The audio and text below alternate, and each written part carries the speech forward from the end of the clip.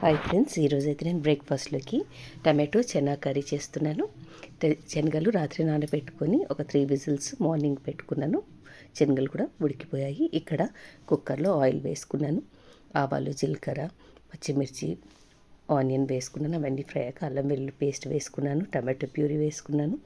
కొంచెం అవన్నీ ఫ్రై అయ్యాక పసుపు, కారం, ఉప్పు, ధనియాల పొడి వేసుకున్నాను. ఇవన్నీ మసాలాలన్నీ మనము ఆయిల్లో మంచిగా ఫ్రై చేసుకున్నాక ఉడికిచ్చి పెట్టుకుని శనగలు కూడా వేసేసాను. కొంచెం వాటర్ వేసుకొని కలుపుకొని కుక్కర్ మూత పెట్టి ఒక 2 విజిల్స్ మళ్ళీ పెట్టుకుంటే మనకు కర్రీ అనేది చాలా టేస్టీగా వస్తుందండి. శనగల కూర దోశలకే కదండి, పూరి, పుల్కా, చపాతీలకు కూడా చాలా బాగుంటుంది. కొంచెము చెనా మసాలా వేసాను. ఫైనల్గా కొత్తిమీర వేసాను. ఇక్కడైతే దోశ ప్రిపేర్ చేస్తున్నాను. ఎప్పుడు మనం చట్నీ, సాంబార్ కాకుండా దోశలోకి ఇలా మసాలా కర్రీ కూడా, చెనా మసాలా కర్రీ కూడా ఒకసారి చేసుకొని చూడండి, చాలా టేస్టీగా ఉంటుంది.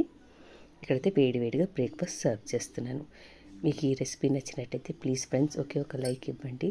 And please like, share and subscribe to my channel. Thank you so much for watching. ఇంకొక మంచి రెసిపీతో మళ్ళీ మీ ముందుంటాను. Until then take care, be safe. And this is Sarla signing.